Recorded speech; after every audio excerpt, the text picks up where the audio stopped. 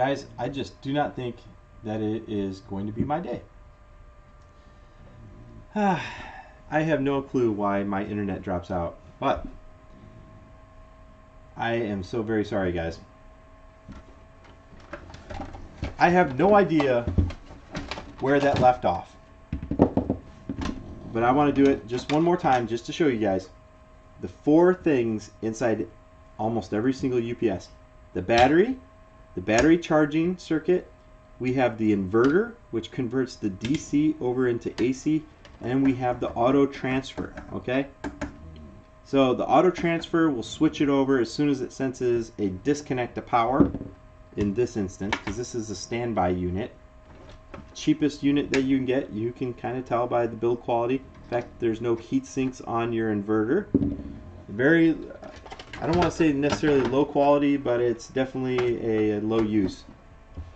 And I don't know if it caught it during the last time or not, but here we go. Hey Bjorn, how's it going, man?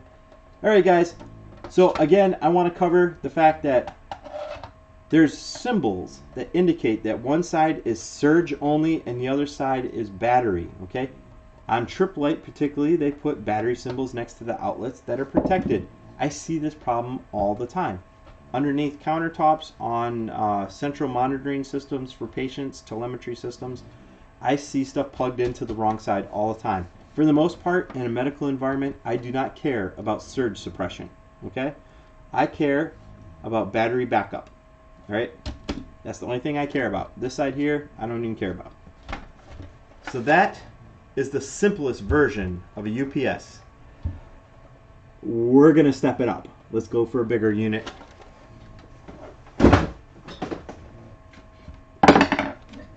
Oh my gosh. There were 3 live streams. Bjorn, there was 3 live streams, but guess what? You weren't watching the right one, man. Because here we are. Alright, let's see. This unit right here. This, as I've been staring at it, I've noticed that this one is a little special. Yeah, it sure is. So the biggest difference in this unit here is going to be this transformer. How crazy is that? So at first I was looking at it and I was thinking, what is going on in this unit? And the more I stare down here, I'm starting to wonder if this is a voltage compensating unit. So take a look at it. It's a thin form factor. This is obviously a rack mounted unit, which means when you have a computer server rack, this guy gets mounted in line. And that's where we usually find them, is in patient telemetry system rack mounts. Right, so there's a couple things that I really want to point out on this guy. Let's see. I think that this one here is also a standby unit. I'll have to do some more research. But I'm saying that because it's got a very large relay right here. And you can look at how dirty this thing is. You guys see that? That's what happens. These guys get completely abused in medical racks that are in server rooms. So I've got the 2 relays for your line and neutral, even though it's not really going to be neutral. So you're going to have a 60 volt a square wave, positive and negative 60 volt square wave, and that's how you get your 120 volts. So this system, now that I'm staring at it, is very similar to the last one. Take a look over here. I have got my transistors, and if I didn't know any better, what is going on here? So I've got 2 sets. I've got this one over here, and I've got this one over here. These guys here, you can tell, do a lot more work. Here, let me get it down so you guys can see it. You can see these ones here have massive heat sinks on them, considering. And these ones over here do not. I'm going to have to do some more research on this. And I have multiple relays. I got the 2 master relays, And then I've got a bunch of smaller ones, which makes me kind of curious. Anyway, I'd be lying to you if I told you all the steps on this one, because I do not know if this is going to be, yeah, let's test it. Screw it. Let's test it.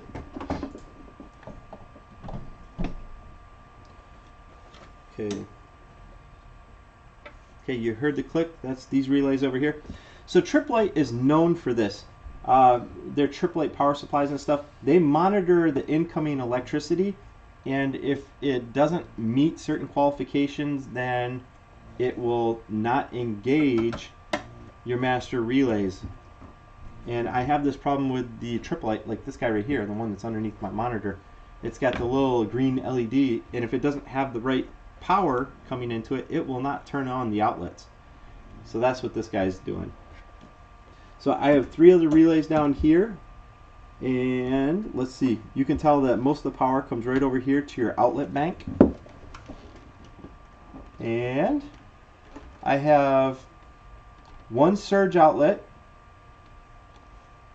These ones here are all unswitched outlets, it says.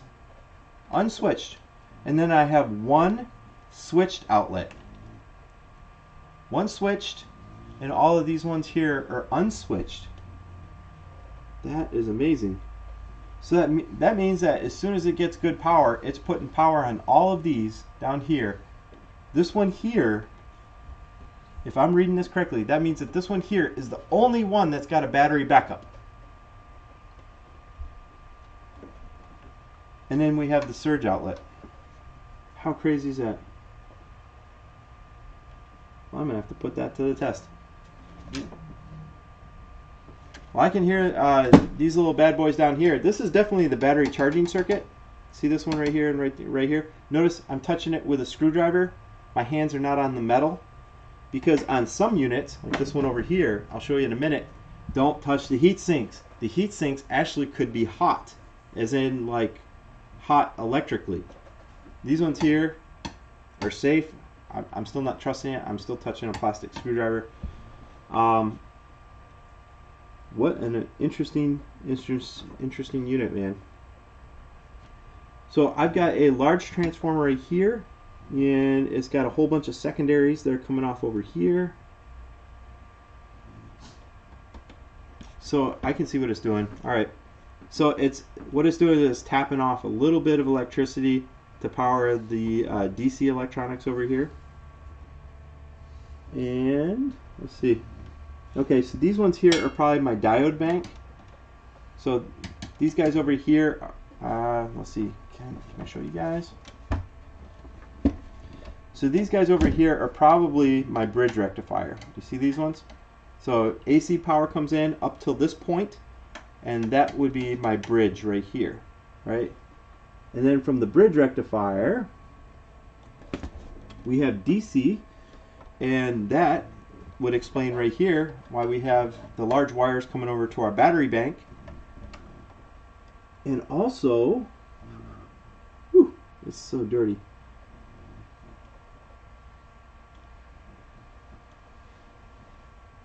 Man, I can hear that transformer humming right there. I ain't even gonna lie. I just opened this up right before I started this video, and I'll have to do some more research on this guy. I do know that these guys are not cheap. You can see right here, you pull the front panel off, and this is how you access the batteries. It's 2 12-volt batteries, and they should be wired in parallel so that it gives you, we're going to find that out in just a moment. Here, let me unplug it. I do believe they're wired in parallel to give you a longer run time. There we go. So there's 4 screws, the front cover comes off, the batteries slide out. Triplite has made this rather easy. There's a little pull tab. And let's see, hold on, let me cut this bad boy open.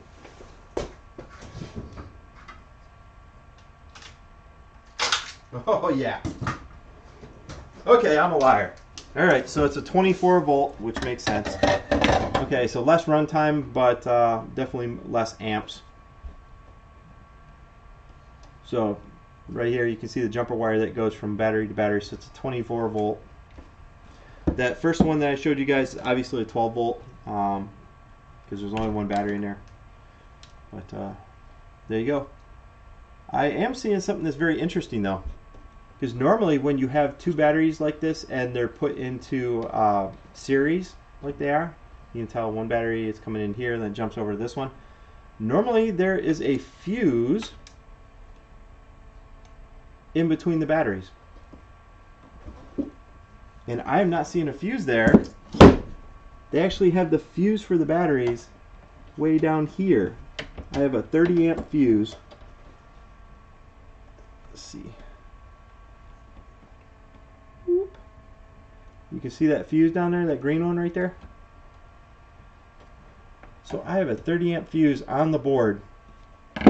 Tell you what, I would prefer it to be right here like it is on most UPS systems. We're going to take a look at this bigger guy right here because I'm pretty sure that that one has got one in line with the battery pack. And these aren't that big of batteries, but seriously, if they short circuit or the wires get pinched or something and it does short, there's still going to be quite a bit of popping and arcing. Maybe not as much as that guy, but I still feel like there should be a fuse here. Anyway, so that is the rack mounted UPS system, and as you can see by the outlets, is not very heavy duty. So the first one was 350 VA, which is volt amps.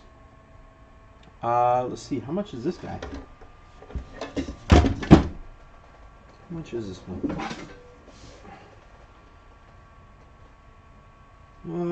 This is a 500 VA. Not very big. There's actually a formula, guys, for figuring out how big your UPS system is versus how much load you can put on it. All right, so this one here is not that big. It looks like it's big, but it's not.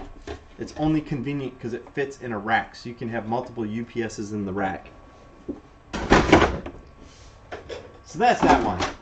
Let's pull out the bigger one. Now guys, I do have some real big ones that I wanted to show you, but as you can imagine, the bigger they get, the freaking heavier they get, man. It's just crazy. Right, let me turn this around so I can show you guys on a side view. Alright, here we go. So accessibility is not going to be very good, so I'm going to see if I can pick up the camera and show you guys a little bit better. Let's see. So one of the things I want to point out to you guys first, remember when I was telling you about the heat sinks could actually have power going into them? Take a look right here. This one and this one. They actually have a tap from the transformer going straight into the heat sink, and that is because your H bridge is going to be a little bit special in that guy. Alright? This one is... Has it got two H bridges? Can't really see up in there too well.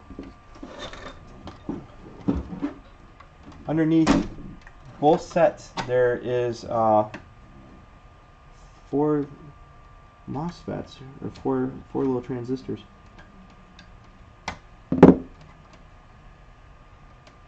Anyway, let's go into the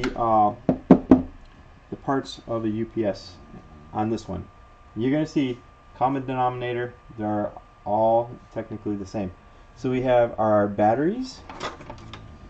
The batteries are coming straight down here. We're going to have our battery charge circuit. Notice I have 3 fuses, and they're probably all set up in parallel to equal, you know, whatever amperage that this thing's supposed to be able to handle. So the positive line right here goes down. I've got 3 large fuses soldered straight to the board. Of course, they are replaceable, and those will pop if you have a short circuit. All right. So if either your battery arcs, or if maybe you get a short in your H bridge or something, then you're going to have problems. So one side's going to be your battery charge circuit, and one side's going to be your H bridge. So that's your three components right there. You got that, you got an inverter, and you've got an H-bridge. It's not going to be that hard to figure it out because all we got to do is follow some taps.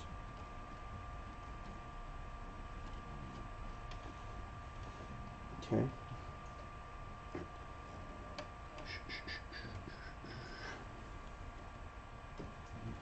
Man, I got to put these back together and take them back to work tomorrow, so I don't want to cut anything out.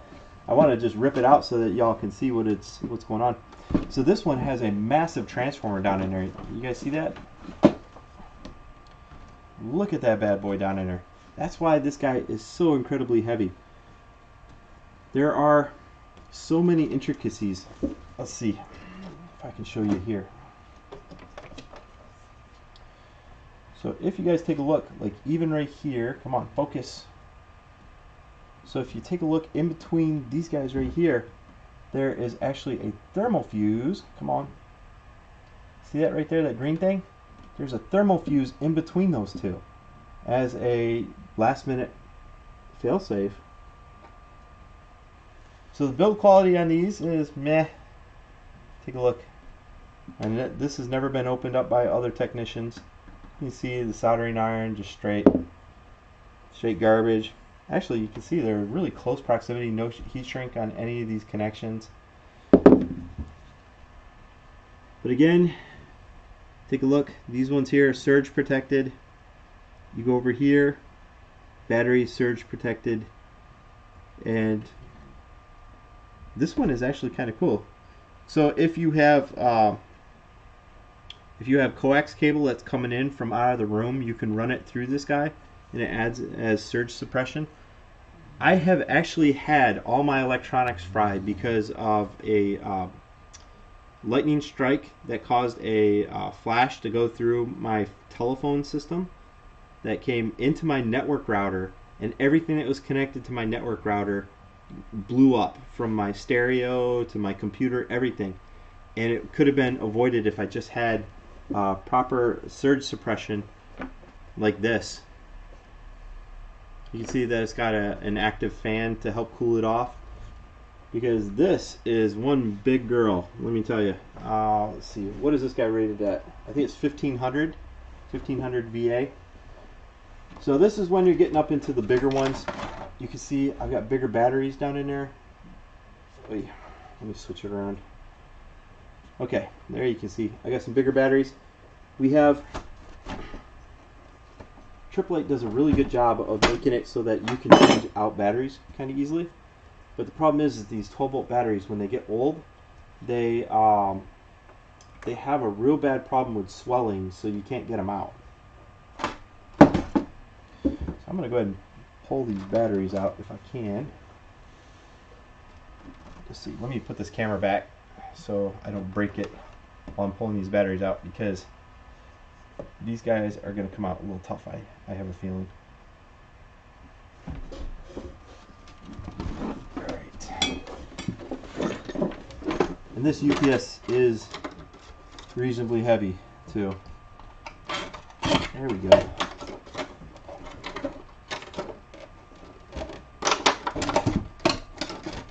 Okay. Alright, AAA. You failed me again, unless a technician went ahead and did this. Now we're stepping it up to some larger batteries, definitely some more amps involved.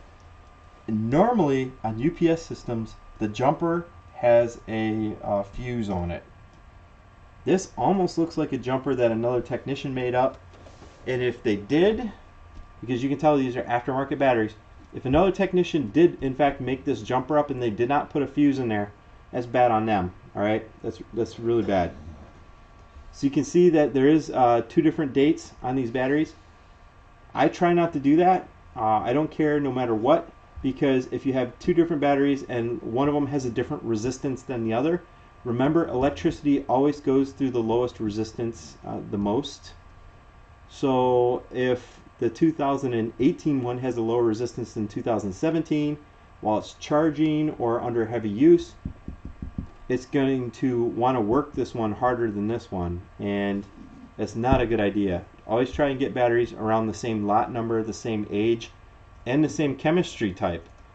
So if you guys at home have like lithium batteries and then you have alkaline batteries in your let's say AA or AAA batteries or something, always try and use the same chemistry and the same lot type of battery. Okay, that's every type of medical device you can think of, including UPSs. All right, that's one pointer that I can definitely give you guys. So that that was not as easy. I really don't like this one. Normally when you have large heavy batteries like this, there's actually a clip that you can disconnect and your batteries will slide right out. This one here has the spade connectors connected straight to the circuit. I do not like that. So this one is not my favorite UPS system. That and some of the build quality problems that I mentioned, this guy's probably not going to survive. Alright, it's probably going straight back to the trash. Might be able to harvest a fan off it or something. But yeah, that's a 1500 VA. And this one here, I would say based on the size of the heat sinks and the size of the transformer, that this guy here is it's almost certainly a dual conversion unit. I mean, it's got the large heat sinks because it's always going to run off the battery and it's always going to be charging the battery. So you have to have a larger heat sink in order to compensate for that. Hold on just one moment. Guys, I have been abandoning the chat. Hold on. Let me get back. I'm sorry, guys. There is like a 30-second to 1 minute lag on this camera right here, so I apologize for that, alright? Let's switch it back. Default. Okay. Bjorn, you are absolutely right. This is that one is a 1U rack-mounted single thickness UPS system. 7 amp hour batteries. Yes, those are. So not very big.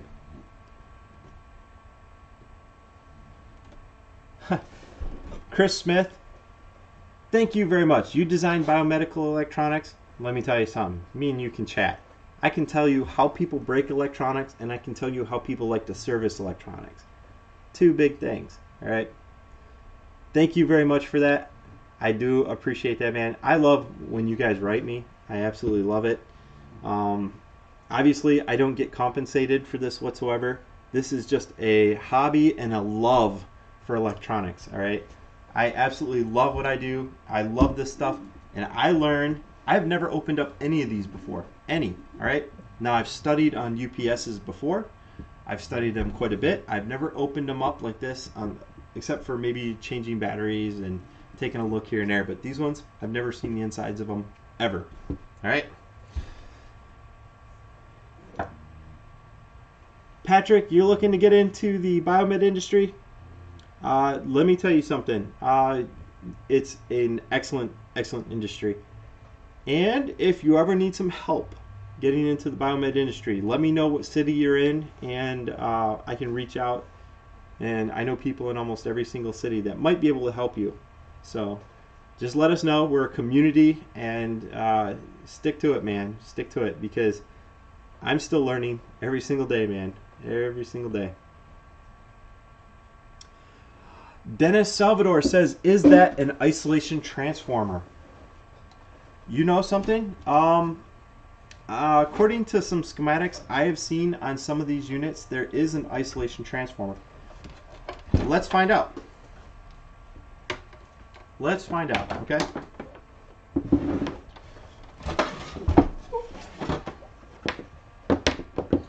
Hold on. Let me get a multimeter.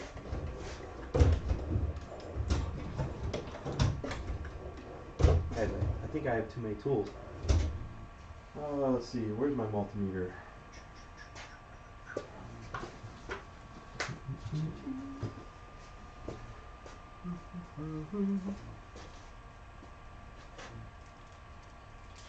Alright, let's see. I wish I had my scope and a multimeter set up.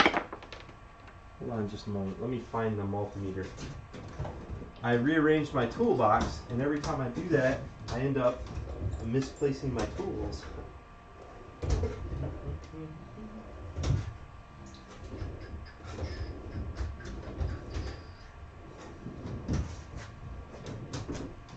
Alright, what do I do with the multimeter?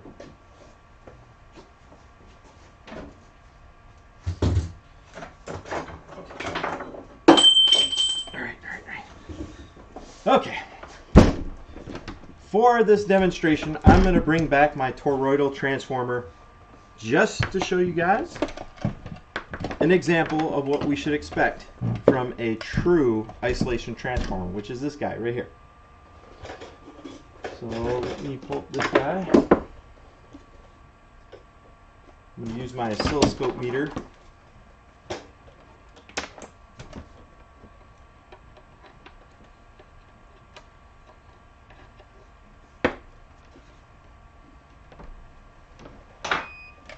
Okay.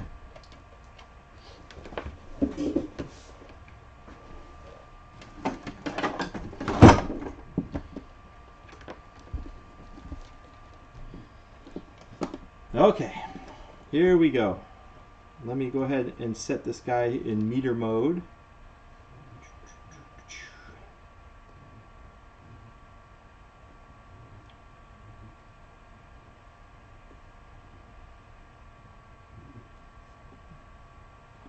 Okay. And let's see, I'm going to set this guy in resistor mode. Remember to always check your leads when you are checking a system. Alright, I got 0.3 of an ohm. It's looking good, looking good. Alright, so now I can set it up for you guys. Okay, I hope that comes up. Hold on, let me check the cameras. There's such a lag between these two video feeds. There we go. Alright, let me check it again. Clear. Okay. So what we're looking for in an isolation transformer is you want to make sure that your primaries, which are my plug right here, you can see I have the unit in ohms mode, and I've got it set in my primary, which is my plug. All right, so that's going to plug into my wall, and then I'm going to put one in my receptacle over here. Okay, and you see that? There are 0 ohms between this one and either of these two. So we're going to switch it over to the other pin. You can see I have 0 ohms, right? But when I hook it to the other pin on my plug, you can see it dip all the way down. And the reason it's dipping all the way down is because it's an isolation transformer, which means there's primaries and there's secondaries. So the 120 volts comes in on your hot, goes through your transformer, and goes out to neutral, right? Well, then you have your secondaries, okay? So it's a 1-to-1 ratio, usually. So 1-to-1 means that, you know, let's say there's 10 spins on your primary, now you're going to have 10 spins on your secondary. They're not touching each other, okay? So since they're not touching each other, there's no electricity that wants to move from this coil to this coil. So it's a toroid because it's wrapped around a heavy, heavy steel core, all right? So you have your primaries, your secondaries. If you put, you know, 100 volts on this side, you're getting 100 volts on this side because it's a 1-to-1, all right? And they only work with AC power, all right? So that's with all transformers. Transformers only work with AC, okay? So that's this guy. So I should, if this one is an isolation transformer, I should be able to do the same test, put my multimeter on the pins, and from there I should be able to check the outlets and see if they come true. I do believe on this one here, I think I disabled ground. It's completely floating ground. Yeah, it's floating ground. So even though there's a ground outlet, there's a ground pin, it's not connected inside here. And why? Because there's no real need for it, all right? Because if my unit has got electrical leakage or something, I want to see that. And I might as well show you guys how to check for electrical leakage. Sorry guys, I can't talk, man. It's been a long day. I walked like over 5 miles today when I was at work. My hospital's so big. Alright. And to check for electrical leakage, what I would do, and I don't know how to do it on this one, I would put my multimeter on first amps, okay? Because I don't want to blow it up. So there's 2 fuses inside multimeters. One of them is usually a 10 amp, which is for amps.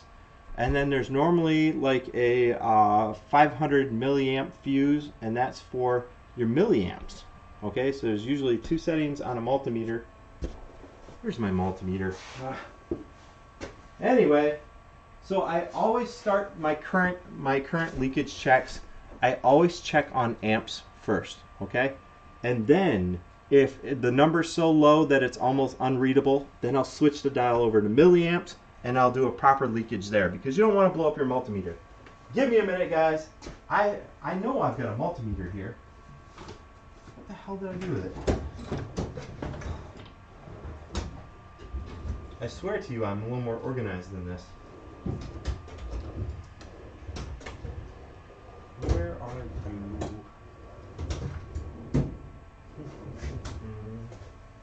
Let's see if I put it in the bag of tricks.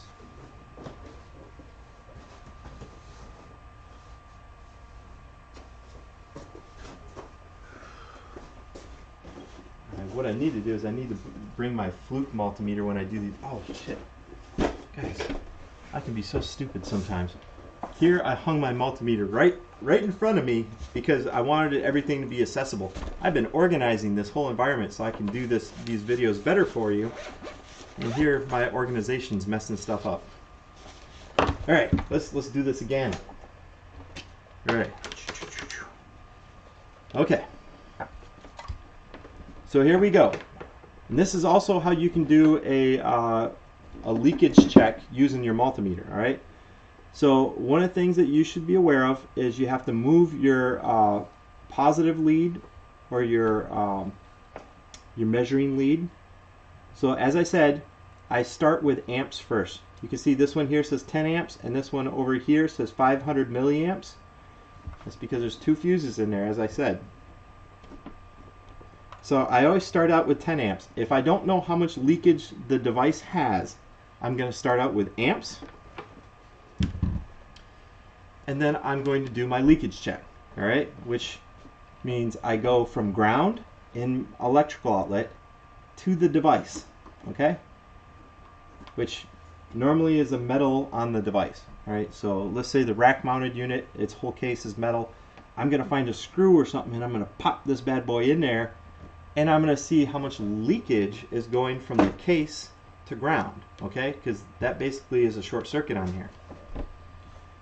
So put the multimeter on amps. Come on, let me check and see. Can you guys see it? No. Garbage, I tell you, garbage. There we go. Okay. So if I have such a low amperage that it's not registering on the display, then I'm going to go ahead and take my lead, and now it's safe to move it over to milliamps, all right? Then you switch your meter over to milliamps. Okay, and here is where I will do the rest of my electrical safety check, all right? You put one lead on ground, make sure you're grounded pretty well. I have an actual adapter that the only pin that's coming out of the power adapter is ground. So it's got a little gator clip so you can gator your lead so you don't have to worry about it. You just plug it in. Then your other one is what you're going to do for point-to-point checks, right? So you're going to go to the outer case. You're going to go to other devices. If it's a video tower, you can check the other devices while you're looking at the display. All right. So that would be how you do a leakage check with your meter. All right. This works really, really well if you have devices that are hardwired. Let's say there's a sterilizer, or let's say there's a larger device like maybe a surgical table or something.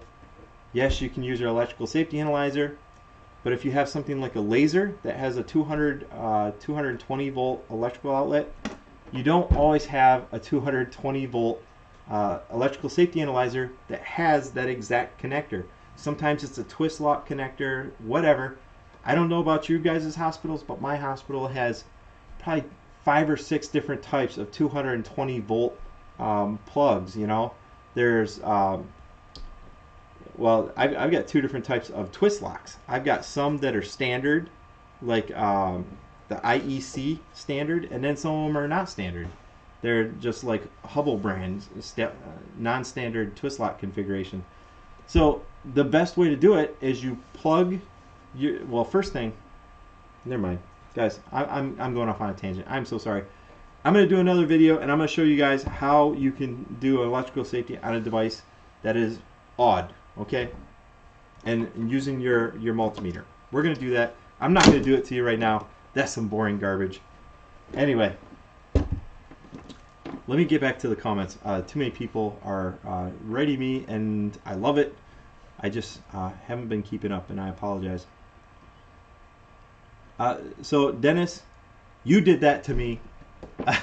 You did that to me. You asked me if that's an isolation transformer, and what I was going to prove is that it is or is not based on this. But there's one problem. The problem is that you hear the relays that click over. Well, I need it to be plugged in order for those relays to click over in order to take this measurement. So the other way to do it is to measure on the other side of the relay to your outlet, and that would tell you if it's an isolation transformer. You measure from the primaries to the secondaries with resistance when it's unplugged, okay? Primaries to secondaries, you check the resistance. If you have any resistance whatsoever, 1,000 ohms, 4 ohms, whatever, could be 10,000 ohms. If there's any resistance between them whatsoever, it is not an isolation transformer. And you will get shocked to hell if you start goofing around with it while it's plugged in. Now the one that I had up here as a demo, that is not, and well, that is a proper isolation transformer. I can handle it. I can stick metal objects inside the power strip while it's running, and I'll be okay. All right, that's a proper isolation transformer. Anyway, let me clear out this desk. Guys, I got something really cool I want to show you. So I'm trying to get through this so I can show you guys. Let me clear this guy off. This is a massive transformer that's in here. And according to the schematic that I've seen on a good share of these, yes, near the output of your waveform that, shit. Anyway, on your outlets that come out of your UPS, often, yes, they are on an isolation transformer, and they do that for noise amongst other reasons. All right. So, let's just clear this guy off because I want to get to the good stuff.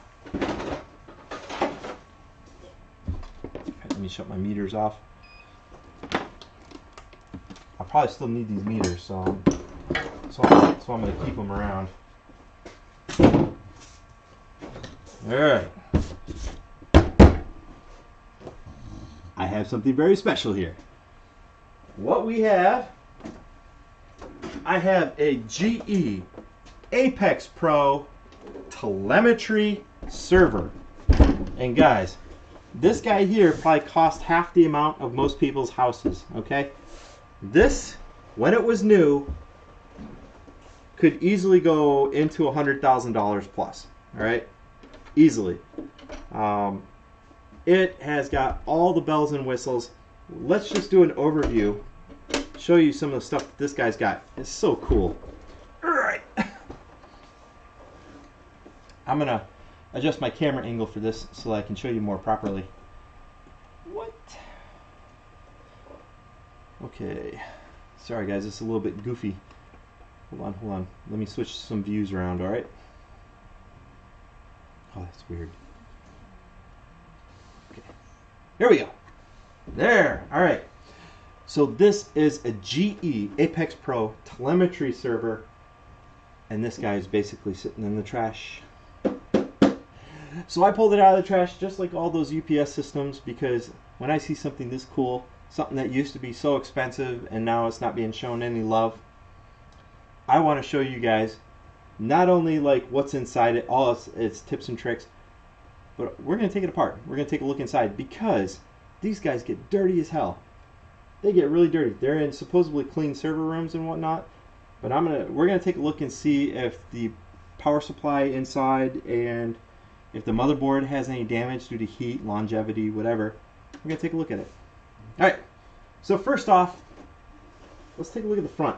We have a keyboard input and we have USB because of some of the newer keyboards.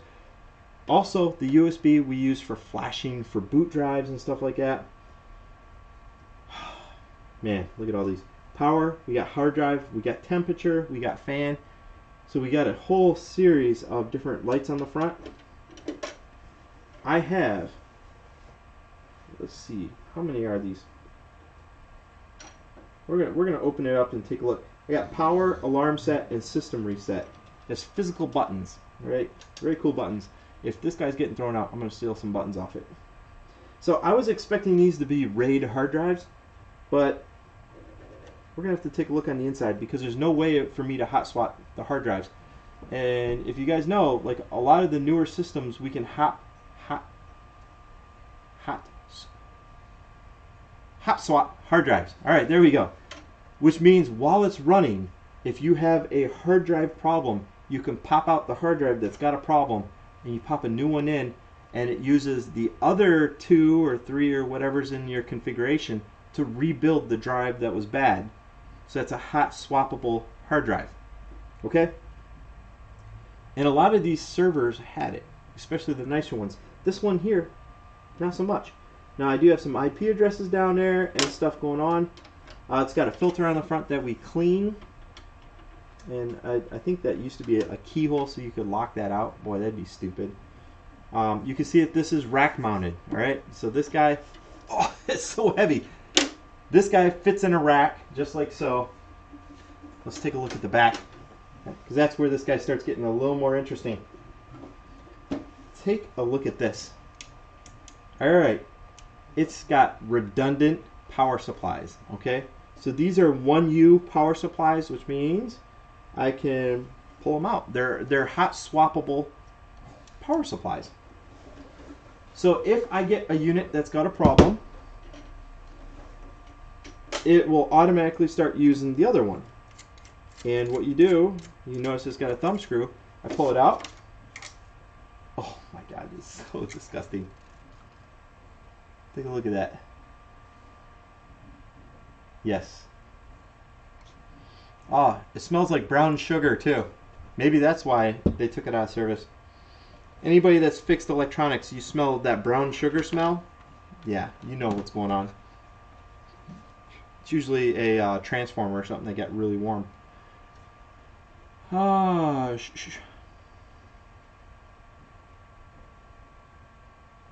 on, I'm trying to go back through UPS, pointing out big transformers. Bjorn, you think that's a 24 volt to 220 volt transformer? I'm gonna have to take a look at it, man. It could be. It could be, man. It really could be. I don't know. We'll have to take a look. If it was a step-up transformer, that would be pretty cool because I could do some stuff with that. We'll see. And Dennis says he's lucky the battery did not expand. That is probably the #1 problem with UPS systems, especially systems that are being abused. They do. The batteries swell, and when they swell, it's almost impossible to get them out. You have to like rip on them. Often you rip that plastic tag off, which is supposedly how you pull them out. It's a big problem. Oh my gosh, this is one dirty girl. Okay. Oh my gosh, both of them are just absolutely disgusting. Take a look at that. All right.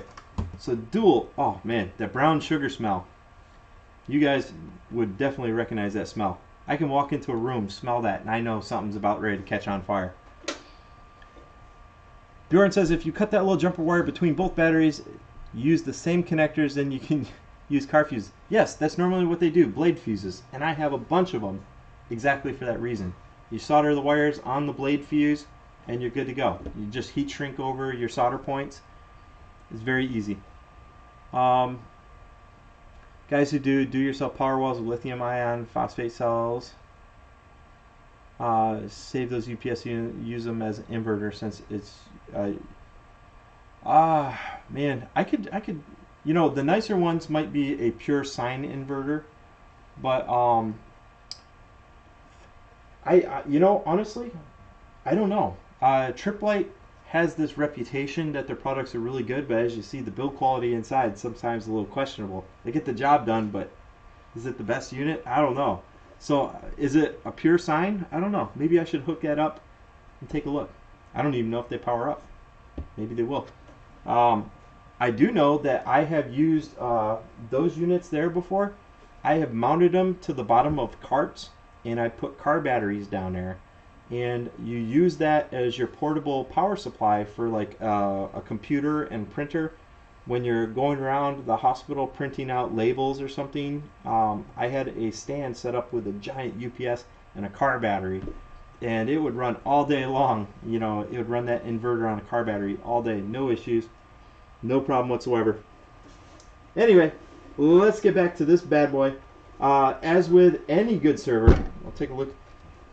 Got a power reset right here. I'm going to open it up and we're going to take a look to see if that disconnects the mains. I don't know. It's kind of cool. Always have your network. You can tell, man, I got multiple network cards. Medical servers almost always operate on at least 2 different networks.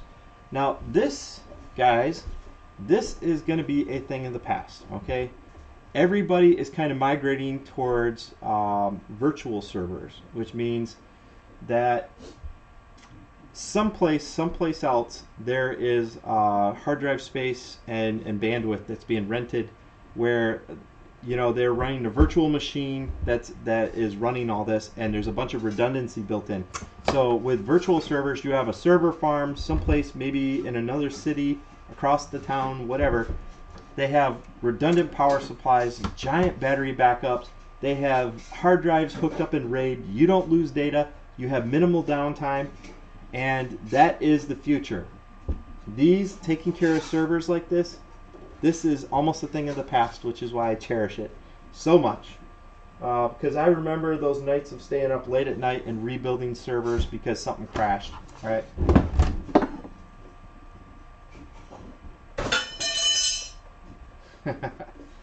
Alright, let's open this bad boy up. Let's take a look inside, because I have a feeling, since this was a very expensive unit, it's got some good secrets.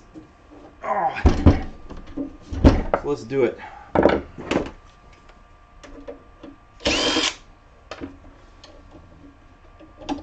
Wow, there are a hell of a lot of fasteners on this guy.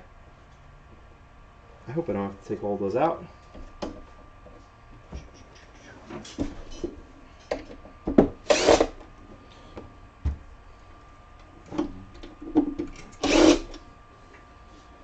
Now I do have to put this guy back together and take it back to work, but this guy has been sitting dormant for at least a year, so I don't feel bad about pulling it apart and bringing it home. I don't feel bad about it at all, actually. Let's see, do I have everything out? We good? You good, Maine? What's going on? Okay, we got that one. Man, there's so many fasteners in this thing. Alright, got that all. You know the trick. We got to do the pry check. See, is it out yet? No. Try removing a few more. I don't want to pull all these out. Jeez, what a pain in the butt that would be.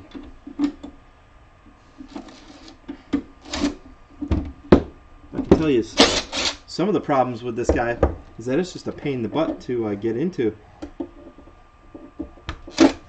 On some units, you don't have to pull out your rack mount strips on the side.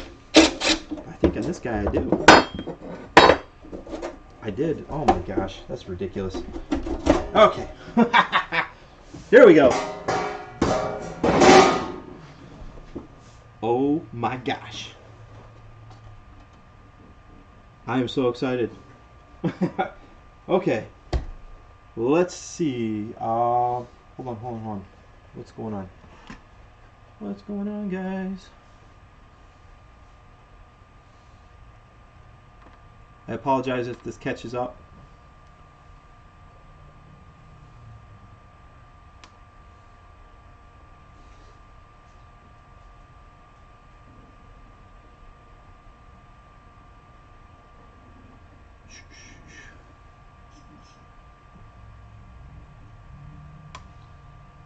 Yes, Dennis, you're right. That is an APX Pro ATS version. Yes, it sure is.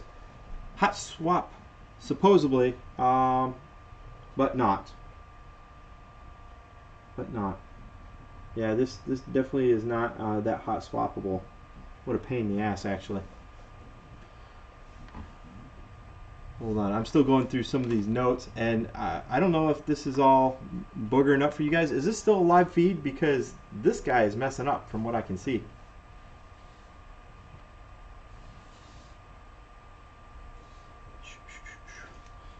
Okay, anyway, I'm going to unplug some stuff so that y'all can see a little bit better.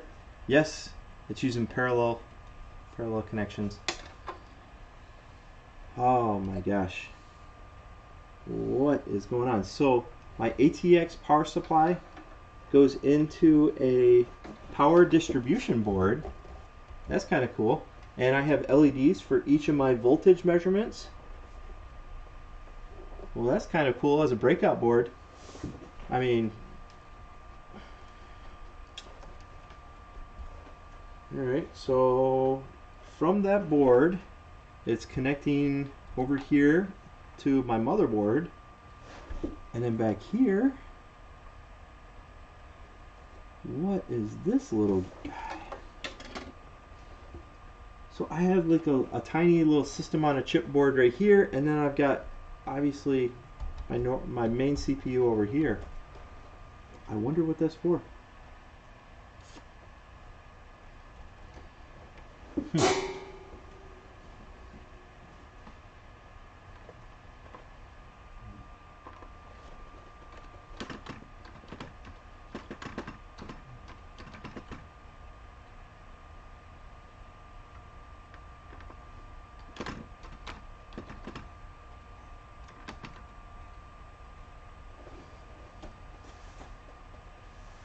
Guys, I do not know. Is this still live?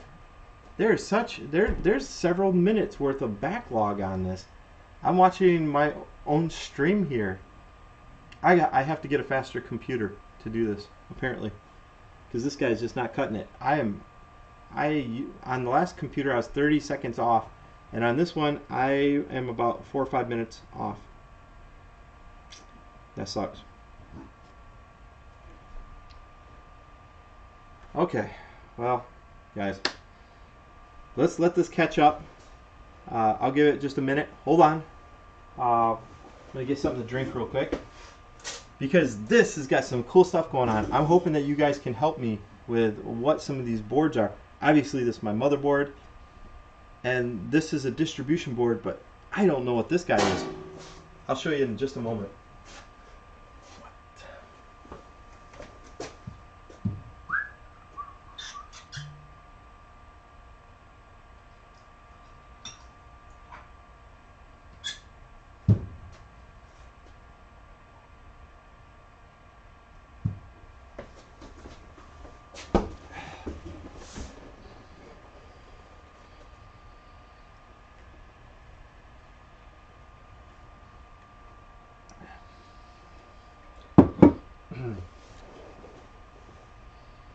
All right.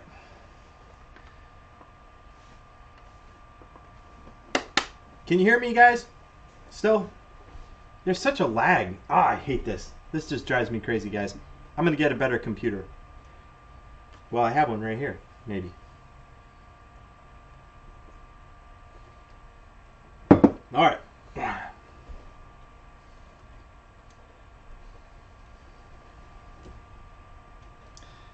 So underneath this right here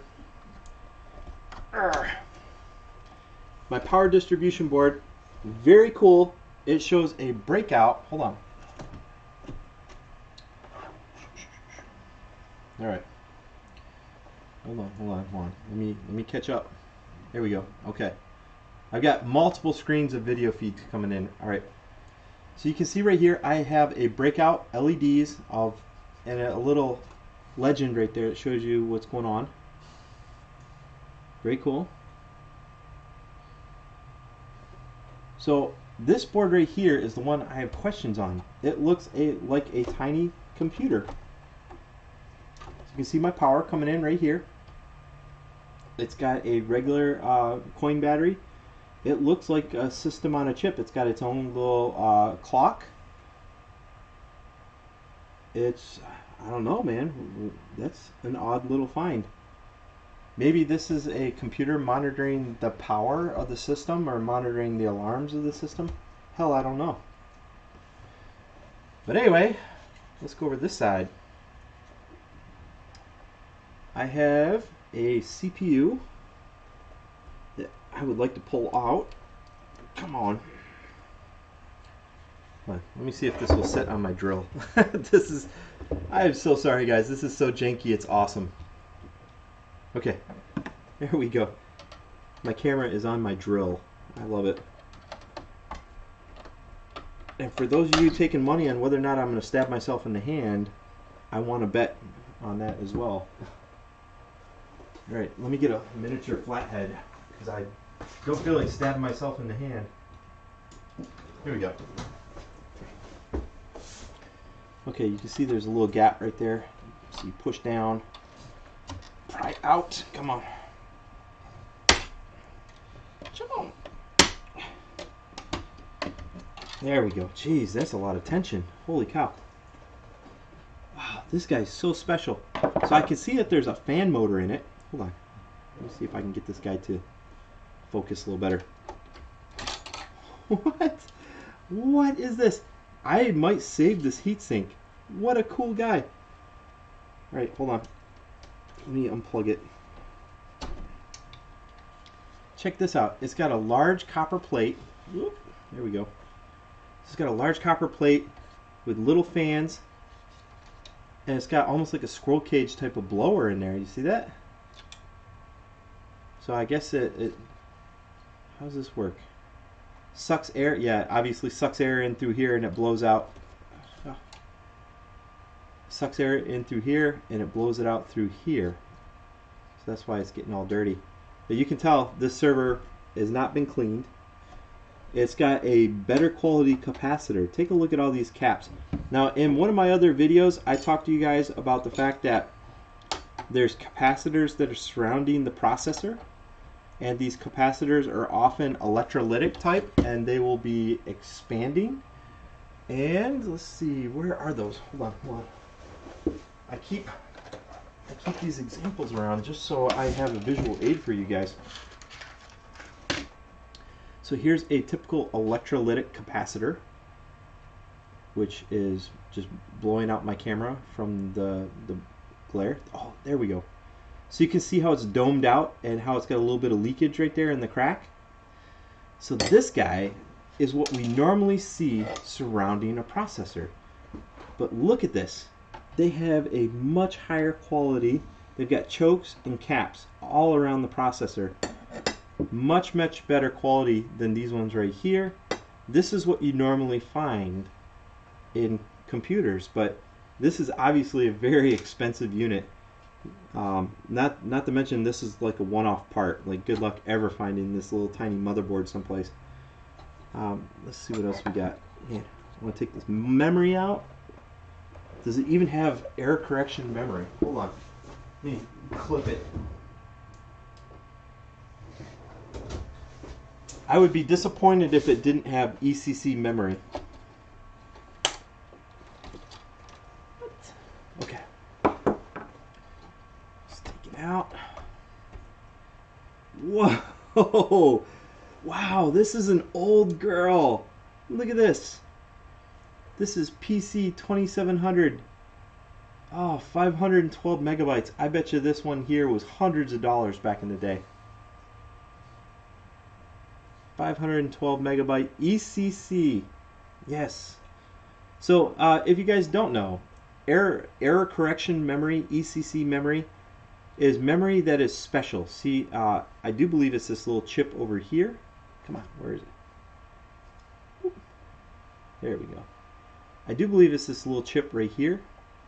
And what it does is ECC monitors the information coming and going, and it will, I don't know if it uses a parity bit, but anyway, ECC, if there's a problem with the memory, it will alert, and it will also do its best to remedy it. You find ECC memory in servers, and in modern day computers, I do believe only the upper echelon Intel processors support ECC, while AMD processors, which would be all your Ryzen line, they all support ECC memory, although a lot of people don't have it. And if you are serious about like video production or something where you got a massive project and you don't want to take the chance of it crashing, well, there you go. Your best bet is to get a Ryzen system, not only because it's, you know, a better processor at the moment, but also because it has ECC capabilities, and it'll hopefully prevent your computer from crashing. I'm going to wipe this processor off so we can take a look and see what is in this beast. Hold on. Let me switch this camera around. Here I am yabbering off. Okay, what do we got in this processor? Woo, I gotta be careful. So this processor here is an Intel 2001. No wonder why. That answers everything. Okay, so the coolest find of this whole bit was this heat sink right here. I'm gonna keep that guy. This is a Pentium 4 processor, 2.4 gigahertz. And this is back in the days when Intel had a pin grid array. See all those pins right there? Can you see it? See all those tiny, tiny little gold pins? Well, that's called a PGA, and pin grid array, all right? And they plug into a zero insertion force ZIF socket. You see how it's got that lever? So there is a corner. You see the corner with the gold? It's going to match up to a corner that is indicated on the strip. So it's going to go up here by the arm.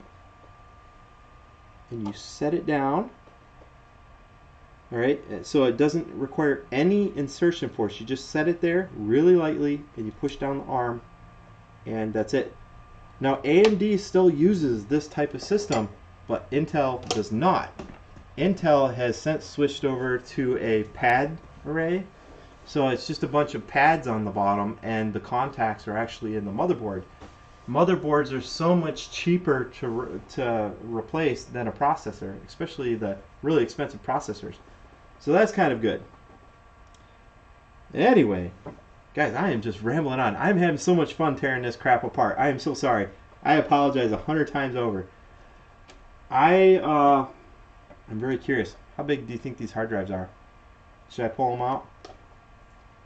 They're some massive 5.25 inch, 5.5 inch hard drives. The full size ones, you know, the old school ones. And these ones, they're SATA. Can you imagine? This is what, 2001? Is this 2001? Well, the processor says 2001. So let's say it's 2002, 2003. It's still got SATA. SATA is this one little data line that runs over to your peripherals, and it's way faster, it's better, but it still has parallel at the same time. So I have parallel for my CD drive right here, and then the hard drives that are right beneath it. Let's take a look. I keep forgetting that I can pull this camera off. So take a look at this. My CD drive has got parallel, and these ones down here, look at this. It's SATA. Very cool. I am so excited. This is such a special time in computers right here, because this time in computers made everybody's life miserable. It's the time when you didn't know what type of drive that you had to get. You didn't necessarily know what type of drivers you had to get, because this is also the time that we had to deal with 32-bit versus 64-bit operating systems. Made everybody's life miserable. And now, a couple years past this, we had to deal with UEFI versus MBR, etc., which is basically the type of BIOS and the type of preliminary operating system that you're going to run. So like Windows 10 is UEFI versus Windows 7 could be it could be MBR, which is master boot record type of system. Anyway, research it later if you want. I could do a whole video on that. I'm so sorry, guys. Again, I am rambling on. This is such an exciting find. Guys, what do you think this little board is down here? Holy cow. I'm going to pull the camera off for you guys again because this is so cool. What is that? That is such a cool little system. Hold on. I'll let you guys see. You can see what I'm looking at. This is what I'm looking at, guys. I've got the screen set up here with OBS, and I'm switching between feeds. And behind that is YouTube Studio, so you can see the lag. Here, hold on. I'll show you guys what I'm looking at. Let's move this over. You see, I'm still talking over here in this video versus over here. Look at the lag. There's like 4 or 5 minutes there. So I'm sorry, guys. If you're asking questions on something, I probably pressed on. I clearly need a faster computer to keep track of all this. Anyway, guys, this is so cool. Anyway, I've got some old school network cards on there. And what is that bottom one? It's a SATA. You want to talk some old school stuff? Okay. Remember when I was, well, just a few moments ago, guys, I was very surprised that this card has SATA. Take a look down here. So you have your motherboard, which is this one right here. It's a long and thin board. You can see I have a connector here, and I have a connector here. Okay. And then on this side, I have a SATA controller. That's this card right here. Where the hell did you come up with something like that? Look at that. That is so funky. I love that. So that's why, you can upgrade a system. This might have been an all parallel system. It might have all had, this before, but they came out with like a version 2 or something, and then they put SATA in there to make it a wee bit faster and perhaps more reliable. But that is the inside of the server. Take a look at how dirty this guy can be. Look at this. You see that? Look at that. There's dirt absolutely everywhere. And it's a real shame because these systems are not PM'd probably the best way that they could be. I mean, take a look at this. This is such a well-built system. I'm absolutely in awe. So this is one of the old school systems that has a south bridge and a north bridge. It's also got onboard video. That should be your video processor right there. But anyway, for all you guys that are going to watch this and you're going to be like, where the hell is this type of computer system used? This is a telemetry server, okay? And telemetry, and this is for the people that don't know, telemetry is when you have a system that's hooked up to your patient, and it's monitoring your heart rate, it's monitoring maybe your blood pressure or whatever. Normally, it's monitoring your ECG waveform, okay? And your telemetry is like a pack. It's got a battery inside it. It's got ECG cables that come out. It's hooked up all across your chest. And you're wearing this around because if you start to have a cardio-arrhythmia, which is when your heart starts doing some funky stuff, it goes to the server right here and it keeps track of it and it records that. And doctors can later go back and review the history on what the hell's been going on with this patient overnight. Or sometimes they'll have a patient doing physical therapy and they'll be recording his heart while he's going through physical therapy or whatever. You see them walking patients down the hallway and they got their telemetry like packet on the front of them on a pouch. It's going to a server like this. All right, and we like to save stuff like that because that tells us what the hell's going on with your body when you are doing things like average everyday things like going to the potty and whatnot. We're recording your heart arrhythmias while all that's going on. So as you stress your body, the chance of you having an arrhythmia goes through the roof. Okay, so we like to record that, and this server is the old school way of recording that. I am so surprised. That means this thing has probably been sitting around for a decade. It's 2021, people. I pulled this out of a back room. It's just sitting there. And here I was feeling bad. I took it home. This is my private garage. Yes, there's probably patient data on here, and I promise you this is going to be in my personal possession. It's going to be close at hand. But this guy right here, tomorrow morning, these hard drives are going to get drilled. This unit here is going to get tossed in the trash. Because why the hell are we keeping a unit that's 20 years old? It's 20 years old! Why are we keeping this garbage sitting around in back rooms? Guys, I told you guys it's a serious problem with some of the older Biomeds. They just hoard garbage. Right here. This is the garbage that they're hoarding. Okay? Although it's cool for me and for you guys, hopefully, to go through it and see some of the cool stuff from back in the day, it's just a shame because I also have to deal with cleaning up this back room that's full of this type of stuff, alright? Well, guys, I'll tell you what a trip down memory lane. I'm so sorry, guys. I am absolutely exhausted from my day at work. But I'll tell you what, I appreciate you guys taking this trip with me, taking a look at UPS systems, because UPSs are the #2 reason why Biomed's lives are ruined. Okay, if you don't maintain your cabling and you don't maintain your UPSs, your on-call as a Biomed is going to be miserable. Okay, so if you have network cables, clip that little retainer that allows you to pull it from an outlet strip or pull it from a wall outlet. Clip that little piece off your RJ45 connector so that you can't pull it back out. All right, you have to use a tool to put it in and pull the whole cable out. Hold on, let's see. Hold on. Do I have network cables? Yes, I do. Yes, I do. Who does not have network cables? Guys, if you don't know, all right, I did a video on this about how to save money, and I'm telling you right now, go through, see this cable right here, go through and clip it. You see that? Come on. There we go. You can see how I clipped the little tang that allows you to press it down and remove it. It's still got the clip. It's still there. Right? It will still clip into an outlet. But I have to use a tool to pull it out. Most of the problems with patient monitoring systems, most of them, because some dipstick went around and unplugged cables that they shouldn't unplug.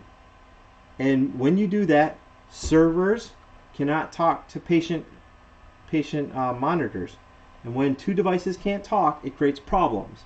Okay, that's when we have to come in the middle of the night and figure out that somebody unplugged a cable and it's just dingle hoppering back on the wall. Okay, clip your cables like so, right? So that when you push them in, they snap. You can hear it, but you can't pull them out. You are going to save so much money, so much time by doing that, okay? The second thing that you need to do, take care of your UPS systems, okay? Take care of them. Put stickers on the outside of the UPS that says when you bought it new or when you changed the battery last, okay? So if it's been 2 years since you changed the battery in that UPS and you've got a PM coming up on it, change the batteries. I don't care if it's not 3 years yet. If it's been 2.5 years and you're coming up on your PM, change those batteries. You're going to save yourself time. You're going to save yourself money. You're going to save yourself pissed off customers and maybe a patient's life. Because when a UPS goes down, the server can't talk to the patient monitor. Who knows? I've had systems be down for days. because the UPS crashed the server, crashed the hard drives. I had to rebuild the hard drives and everything from scratch. Absolute miserable. All right, so change your UPS batteries and label the outside of the UPS when you either bought it or when you change the battery, okay?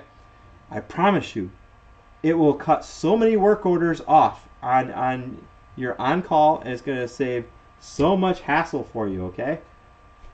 Flip your cables, change batteries. Simple enough, right? You would think so. I've been telling people that for years, and people still won't do it. It just irritates me. I have been on call for 6 Christmases throughout my career, and I have had to come in on 3 of those. All right?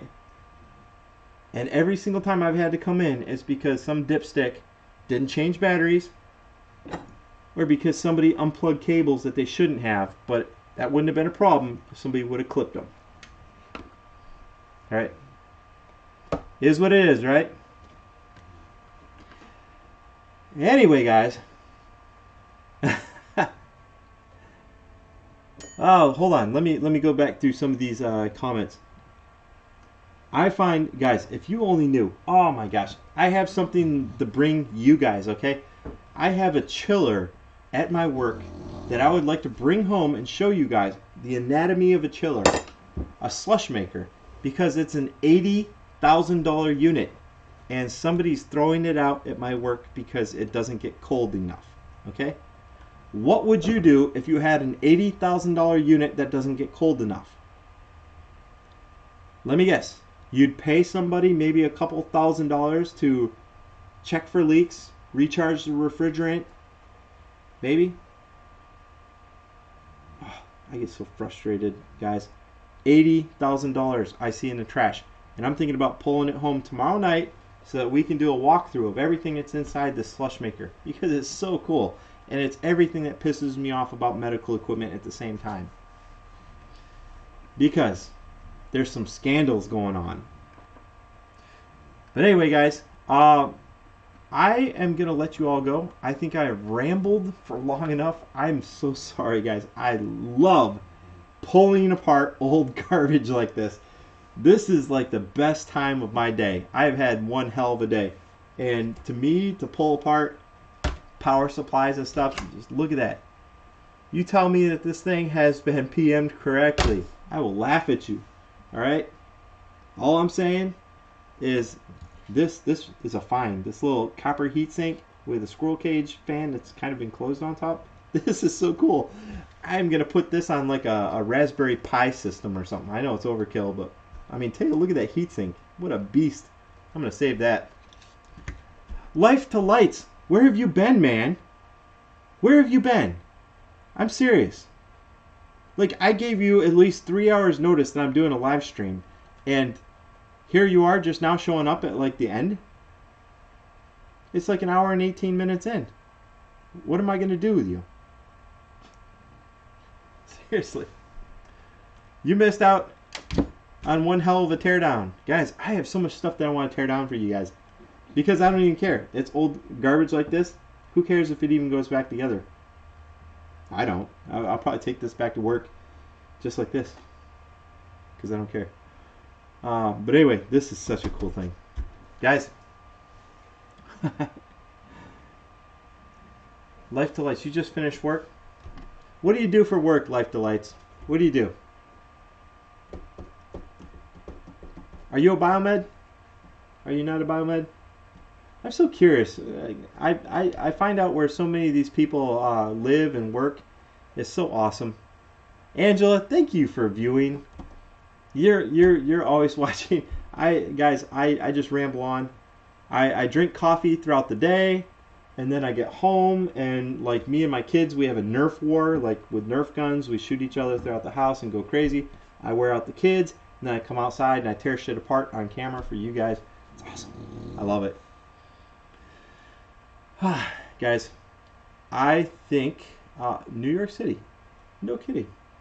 Are you a Biomed? No, I'm curious. New York City, that's expensive, man. Cavathan, why didn't you speak up earlier? Man, we love participation, man. Love participation. You guys, I am so thankful that you guys watch these streams. If you guys have any questions about this stuff, even if I don't have the answer, I'm going to look it up because I'm just as curious as you guys are. I mean, there's so much stuff going on with all these units. For those transformers, you betcha, I'm definitely going to tear them apart, and I'm going to see like what the ratio is for the turns. Is it 24 to 1? I don't know. We're going to find out. I'm going to put 24 volts in, and we're going to find out if I have 100 volts out. That'd be cool. Cavathan, you're a student. Where at, man? Where you signing in from? You guys, I have so many young viewers, and that is so awesome. I have people. It's so crazy. I have people from around the world, from a lot of people from India that are viewing. Maybe some of them that are on this stream. I have got people all over the place that have written me in the last week. From India, from Uzbekistan, just oh my god, it's so interesting hearing about some of the other biomeds on the other side of the world and some of the problems that they face, because I have this odd convenience of having logistics, you know, and having these massive medical facilities that have seemingly endless budgets that they don't like spending. That's 2001 computer. But Ontario, Cavathan, man, I grew up in Michigan, man. We used to go up to Ontario and go drinking. So Windsor. But good stuff, man. Durham College. Well, I'll tell you guys what. If you guys ever have any questions, feel free to write me. Also, if you guys have some interesting suggestions, I have heard some crazy and wonderful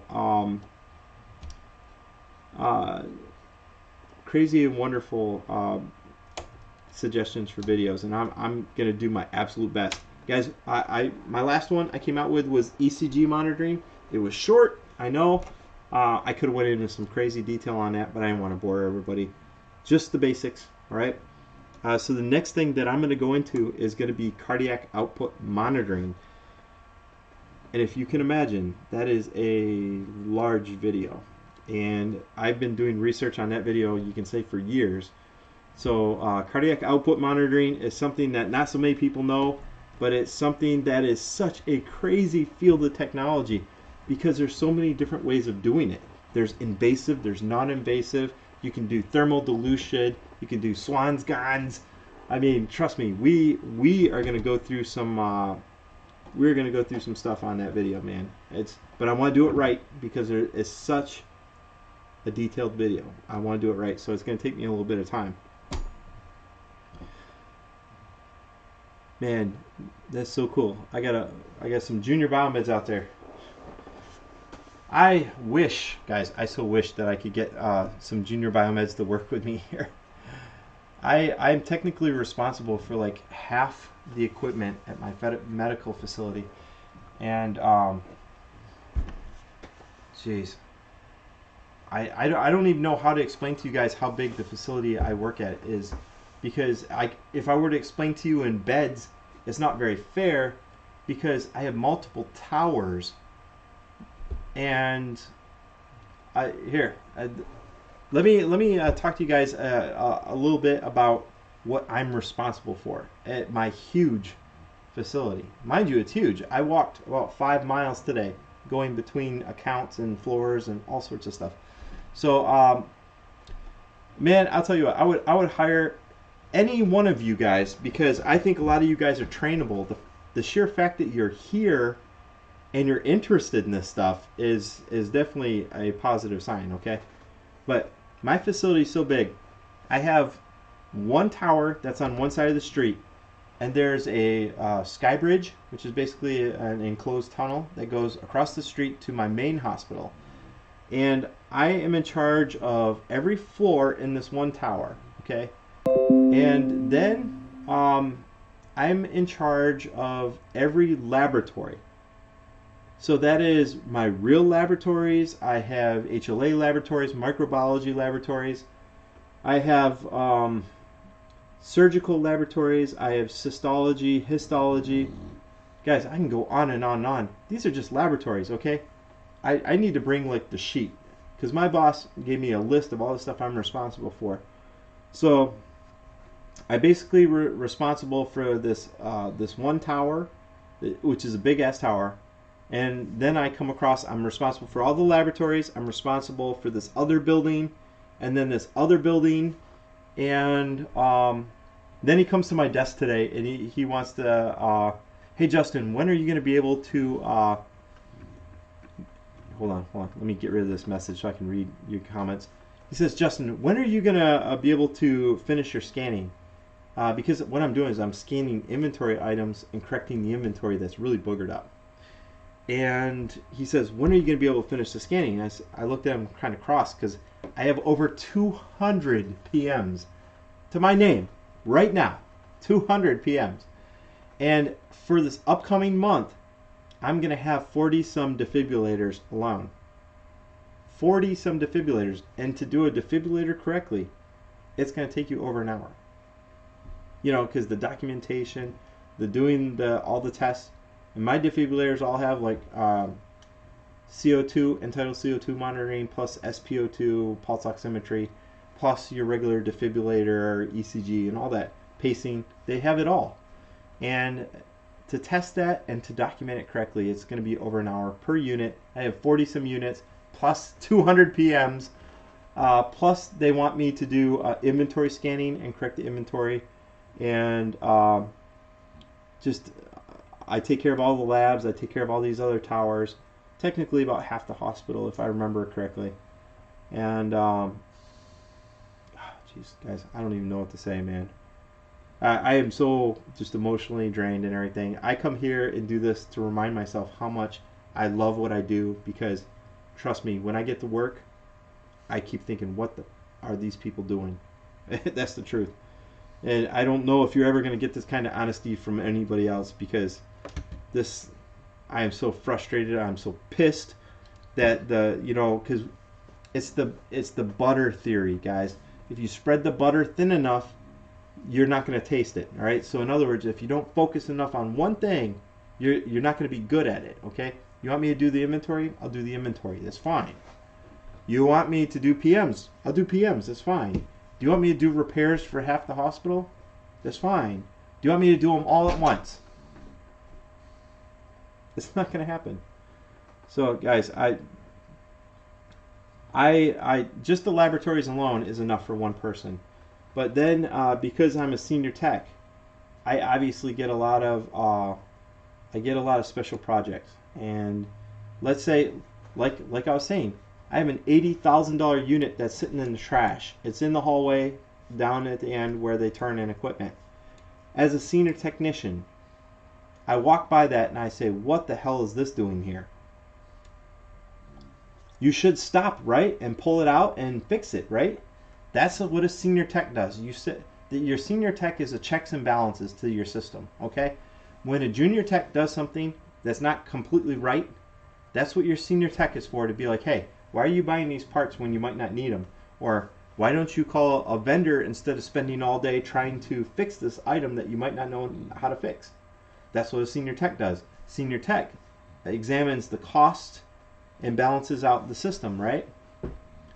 So, yeah, guys, there's going to be some changes, all right? I'm hopefully seeking new employment and stuff, so I don't mean to vent to a bunch of you guys on here and make this all a negative thing or anything, but if I look like I'm tired, all right, and I look like I'm here and I'm doing this, I love this, you guys wonder why I do this, it's because I'm so stressed out at work. I come here just to remind myself that I love this stuff, because I don't love all this stuff when I'm at work, all right? So I'm here to interact with you guys and remind myself exactly what it is that we do, all right? Anyway, guys, oh my gosh. You know, I would love to show you guys some ECMO and some heart-lung machines. I would love to do some ECMO because ECMO is one of those things that's changed. And ECMO used to be this big, bulky, like cart that you would wheel around. Now it's a little unit like this big, you know. ECMO has changed so much, and now ECMO is so small that it's a little unit that in Europe they deploy right on the side of the road. If somebody's body's shutting down on the side of the road, they train some of their EMS technicians to run ECMO. ECMO is basically a pump that it pumps your blood for you, and it oxygenates and cleans your blood. Okay, so it acts like your lungs and it acts like your heart all at the same time. It's a crazy little device, and they're so expensive, but what a beautiful piece of technology. I love it, and they're made in Europe, most of the good ones. I would love to do a video on that because I've torn them apart, I've dealt with them, and some of those guys at Sorin, is it Livanova? Livanova does a lot of Livanova does a lot of the heart-lung machines, which are big units we use in surgery. But is it McKay? Shit, I don't know. I should know this. I'm just too tired. But anyway, what a cool thing. Cavathan, you want a tour in my garage? Man, can I do that? I don't know if I can do that. I don't know if I can do that because my camera's attached. Let me show you, because let's see if I can do this by unwinding some cable. All right. My garage is just a work in progress, and don't expect it to be perfect because it's not. Let's see. All right, let's start over here. So I do a lot of woodwork and stuff, so I keep I have a lot of wood stock, and you guys wonder like what's all the crap I keep hitting. I do a lot of wood projects and stuff, so I keep like electronics. I have bins full of components and electronics, project boxes, all sorts of stuff, man, wires. So I have all sorts of stuff here, and I'm going to show you my bench that I'm doing live streams from. There's the air conditioner I keep talking about. So this is my new setup. So I have this camera, which normally sits right up there. I have a camera sitting right there. That's my side view. And I have a PC mounted on the wall. And I have my soldering station, okay, with my microscope. Because when you're doing circuit boards and stuff, I'm going to put a camera in here so that you guys can see exactly what I'm doing. It's going to be awesome. Man, I should straighten this out. I have a deep sink in there someplace, and that's where, you know, I wash my hands and whatnot. I've got a large tool chest right here. I have lots of stuff in there, but I need to put more stuff in there. I don't know, maybe I've been holding out because I have whole bunches of tools over there in those bins. This blue bin over here, this blue toolbox, is full of consumables. So I have heat shrink tube, I have fasteners, I have everything you can think of, zip ties, tape, whatever. That blue container right there is full of stuff. And you can see I've got all different types of oils and cutting fluids and different types of lubricants and stuff. I'm actually in the process of charging a battery, so I got a battery charger over there. I got a drill press, which is, it's okay, I guess. Underneath my bag, which I just put the bag in there, that is a router table, and next to it, over here, is a sander. And you can tell I'm kind of putting a bunch of stuff in here. There you can see it. Look at that. So you can see my sander, you can see my routing table, and my CNC machine, which is temporarily being used for something else. You can tell I don't have a huge amount of storage. So underneath there, I have a rollout, and that is a planer that pulls out underneath. So if I had more time, I would be doing more woodwork. This is a 4-foot by 4-foot CNC machine that I built myself, which normally it looks a wee bit better. But this is an A-axis, a rotary axis. Minus. few other things. And so this is a rotary axis where you can move this guy between stations for longer and shorter stock. My control center, I don't know if you can see it back there, but I have a dust collector. Behind the dust collector, you can see, oh, there it is right there. That's a large 17-inch bandsaw. You see it back there? I wish I could get a better video, but I'm tethered by this USB. It sucks. I've got a chop saw station. You see the DeWalt? Or do you? Oh, I don't know. Do you? See the DeWalt chop saw station over there? And behind it, over in the back, in the very back, I have a saw stop table. And over here, I've got, geez, I've got computer parts and stuff like that over here. I'm a big nut about holidays and stuff, so I have a whole rack full of holiday decorations and whatnot. But yeah, man. So I just for these videos, I put in lighting. I've been organizing my desktop, and I'm trying to get this all set up. I'm gonna build drawers under here because these bins gotta go. You can tell because once you start putting the stuff on top of the bins, you almost never go inside them. I have stuff for drones. If you guys do anything with quadcopters, I used to build lots of drones and stuff. Man, it's so much fun. I don't have the time for it. But I've got bins full of electronics, and this one down here that's got all these UPSs. This is full of CNC parts. So if I have extra adapters, couplers, if I have Hall effect sensors, which I'm going to put on here eventually. I have Hall effect sensors, which you use for range of motion sensing, so you don't crash. My CNC is normally not that dirty, but I don't know. Lately, it's just I have other priorities, I guess. I don't know. That's curious. Anyway, I guess that's the best I could do as far as like a tour of my garage. I know I have like a bunch of weird stuff in the background. I've had people ask me like, "Hey, do you have like a a backdrop or something you can set in there?" I was like, "No. These videos are as raw as it gets because that is what I'm dealing with, guys. I am. This is a hobby, man. This is an absolute hobby. In no way, shape, or form is this going to be my profession, is doing videos or anything. This is a hobby that I'm sharing with you guys. You are all part of this experiment, okay? Let's see. Hold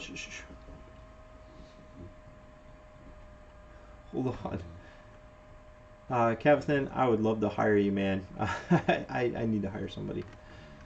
Hold on. I'm trying to go through some of the comments. Livanova does have a centrifugal pump for ECMO. Yes, you're right. That's for the larger systems and for the older technology. LifePak 20, yes, and LifePak 20E. You're right. That is what a majority of my units are. Some of them are LifePak 1000s, a few of them. Bjorn says, can't you place 2 or 3 defibs side by side and check them simultaneously? No. Yes and no. No. The reason why is because you have to write down all your settings. All right. So if you're discharging 360 joules, you write down what you are on the screen at and what you're measured. And displayed, measured, displayed, measured.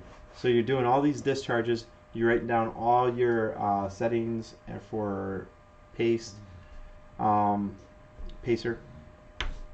Anyway, no, you do not do multiple defibs. It's a life support item, and it gets treated with that kind of respect that it is. We don't do defibs or any type of life support in bulk. Highly not suggested because the chance that you'll miss something or the chance that you'll F something up goes up exponentially when you try multitasking, and unfortunately that is what it is. LifePak 12 is 35 to 45 minutes. Yes, you're probably right. And as you get better at them, you can do them faster. But just like the LifePak 12, they started adding more features onto them. When you add more features, you have to test more stuff. And when you have to test more stuff, it takes more time because you have to not only do the test, but you have to document you did the test. And the documentation is what takes a lot of time too. All right. Let's see. Yes, McKay, Cardio Help. Dennis, thank you. Thank you. God, geez, I'm so freaking tired. It is the Cardio Help, and that is the portable, very tiny ECMO machine. It's only like this big, and they're like $80,000 or $90,000 for that unit. And the consumables that go inside it, there's like a plastic bin that you open up. It's called the peel pack, where it's got a soft, almost anybody that's ever opened up a Lunchable knows what I'm talking about. It's got like a hard spot, and then you open up the peel pack. Well, that's what these things are. And the McKay Cardio Help, I think when you open up that peel pack, it's $12,000. $12,000, because that's how expensive the consumables are every time you open it. But it's going to save somebody's life, so they spend that. Let's see. Do you service Centurions or Constellations? Do I service any of those phacoemulsification machines? So JH is asking me if I service phacoemulsification machines. Phaco machines, or what we call them in short, it's a unit for dissolving and removing cataracts inside the eyeball. Okay, cataract is a growth that happens inside the eyeball. So what they do is they take in this probe, and it uses high frequency and suction, and so it keeps track of the pressure at the same time. So it puts in liquid, it pulls out liquid, and it uses various different types of tips depending on the technology. So it breaks up the cataract that's in there, and it sucks it out. So it has to maintain the pressure of the eye. So if you didn't know, your eyeball is a sac of fluid. Okay, so it's a sac of fluid that your body keeps control of the pressure. So the pressure can be high, it can be low. You know, if you've ever heard of dude, I'm so tired. Anyway, phacoemulsification are the machines that perform that service, and they have tiny little tips and stuff that break up the cataracts. And the answer is no. Most places contract those out because the training is expensive. The tooling to do the PM is expensive. It's just usually you only have one or two phaco machines on site, and it's just not worth it to send somebody to training for one or two units. So no, and most places don't. Unfortunately, it's a cool unit though. If you guys ever want to study up on some cool medical technology, phaco, PHACO, emulsification, or just phaco machine, and take a look at cataract removal. It's such a cool thing. You can watch surgical procedures on YouTube that show you how they put the tip in the eye, they fish around, and it sucks out the cataract. So their eye goes from like cloudy to clear like almost instantly. It's so cool. What are the names of your dogs? Well, let's see. You guys probably see sometimes the dogs, they like interrupting me. So, whoop. Hey. So the bulldog is Roxy. Hey. So the bulldog's Roxy, and this one's Zoe, and they're both fat, and they're both old. A lot of people say bulldogs have a lot of health problems, believe it or not. I've had this bulldog for 11 years now. Are you 11 years old? Yeah, I think she's 11. The only time I ever had to take her to a vet is when she had a bee sting, and she looked like a Shar-Pei when she was done because she swelled up, and you know, all her wrinkles just kind of covered her eyes. Anyway, that's the only time I ever had a problem, is I had to take her for a bee sting. And I guess I was very fortunate. She's a very, very healthy bulldog. And the beagle, beagles are beagles, man. It's a love-hate relationship. They're loyal to a fault, but at the same time, like you throw a hot dog on the ground, they'd leave you for dead. You know, beagles are survivors, and they're awesome dogs. Me and that dog, we used to go squirrel hunting and stuff all the time. She's a cool little dog. and she's a champ. She'd be sitting right here next to me during these live streams if I let her. But yeah, and they love me being out here. So that's another thing about me doing these streams. As the dogs are getting older, they like me being around a little more often, and I come out here to chill with you guys and to chill with them, you know, and it's very cool. That's why this is all also climate controlled, is you know, for the dogs. Make it as comfortable as possible. I'll go and make their beds before I go inside, you know, and they got their own night lights and everything. It's pretty crazy.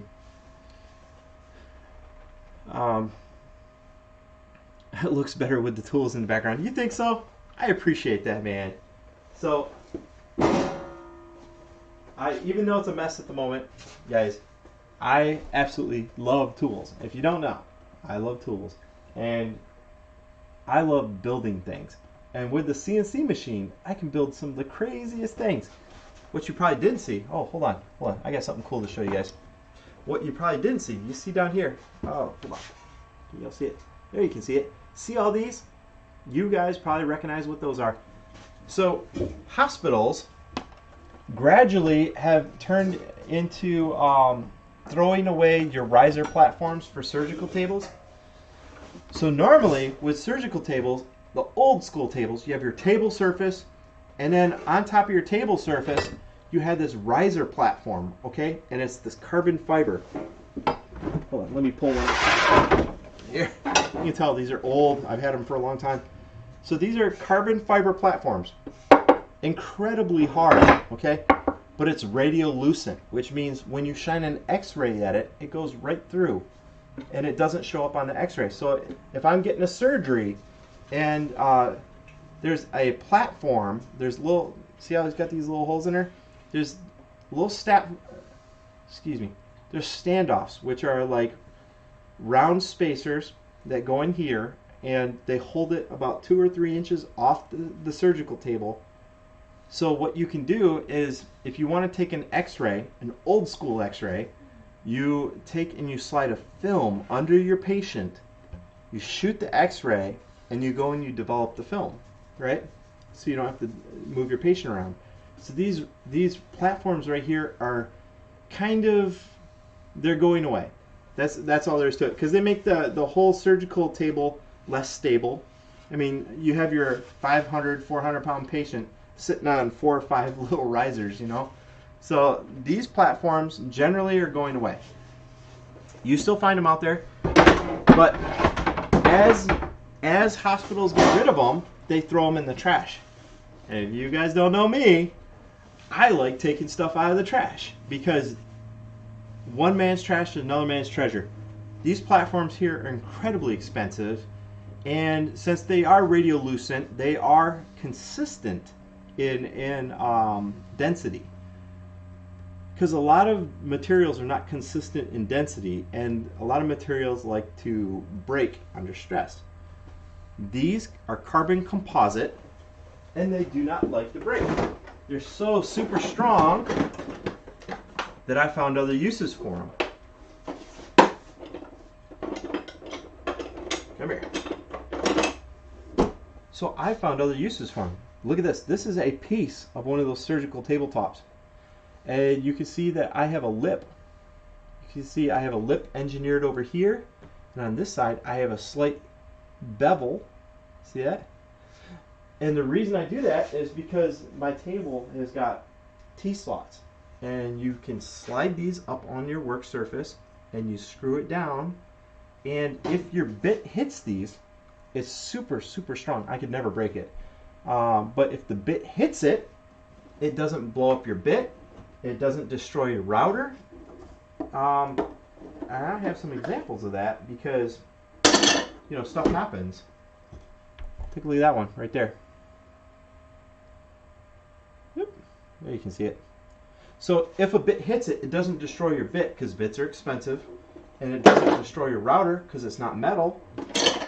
So I have all these different clamps and clips and whatever that I've machined, and they're all adjustable like that,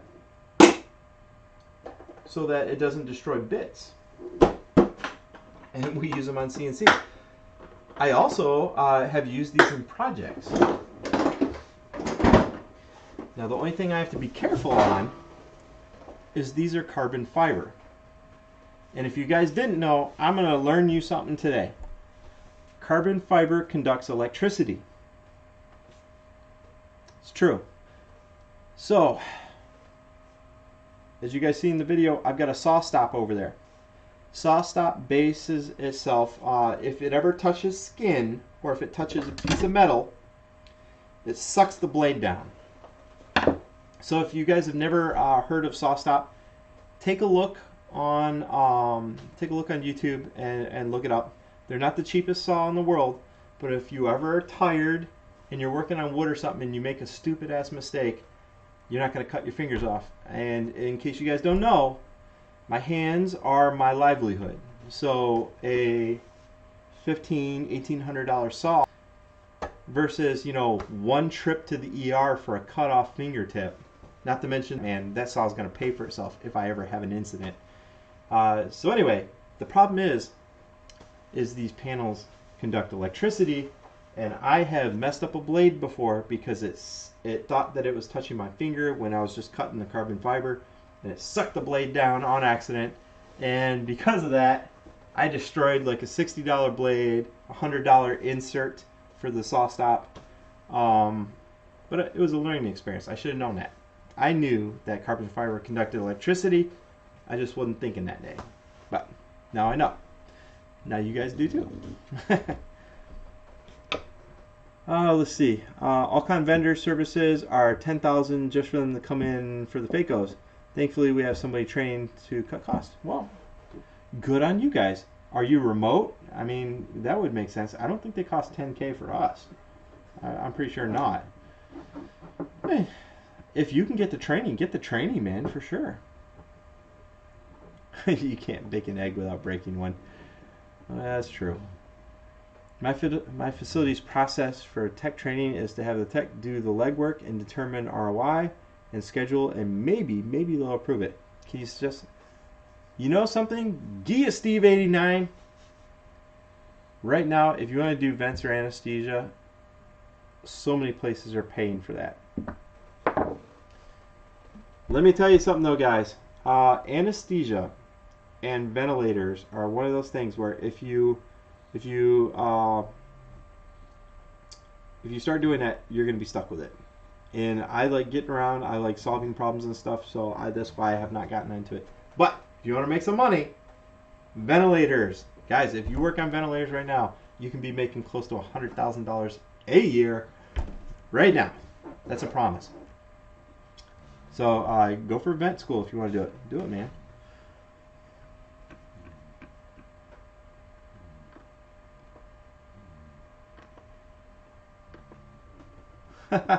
NJ, thank you so much, man. One device a day, man. I'm gonna think about that because I have some cool stuff. I have some really cool stuff that I want to show you guys, and it's like sometimes I just have a downtime where I'm like, man, I just don't want to deal with this. I gotta make like other videos, or you know, sometimes I have to have like side hobbies. I got thousands of dollars worth of tools that I don't use because I don't have time, I guess. I don't know. That's a cool suggestion. Maybe that's how I should do this, is one device, pick out something cool, and show you guys, show you around the device. Maybe so. I'll think about it, because I do see some cool stuff. I really do. Hold on. Let me scroll a little bit more. Bjorn says my live stream is laggy. You're laggy. This whole thing's laggy. I mean, you guys are just now watching a clip that I did 5 or 10 minutes ago. That's kind of depressing. Anyway, guys, I have no clue what time it is. What time is it? Oh, Jesus. Guys, thank you so much for tuning in on this. I'm going to take that suggestion for one device a day. We might start doing that. So thank you very much. I am going to I'm going to put all this back together except for this guy. I think this is spoils of war right here. I'm gonna commandeer this guy. Thank you very much. I've got some really cool builds that I'm gonna do, and maybe I'm gonna do a live stream while I do a build, because I've got some other stuff that I want to experiment with you guys. I got all these ideas. Not enough time. But anyway, if you guys don't know, coming up in April 16th and 17th, I think, is going to be the MD Expo in Dallas, Texas. And I'm going to be there. I'm going to be looking forward to meeting up with any of you guys that are going to be there, given a lot of you guys are all over the world. But MD Expo, it's going to be in Dallas, Texas. And it's April 16th or 17th. 2 days. I'm going to be there. I'm going to party it up with everybody that's going to be there. We're going to have a good old time, man. I'm going to have like t-shirts made up with Better Biomed logo. It's going to be some good stuff. All right.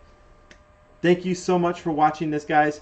I am going to go inside and try and grab something to eat because I have not eaten yet. Thank you very much. I appreciate the support that you guys are giving me. Y'all have a good night, okay?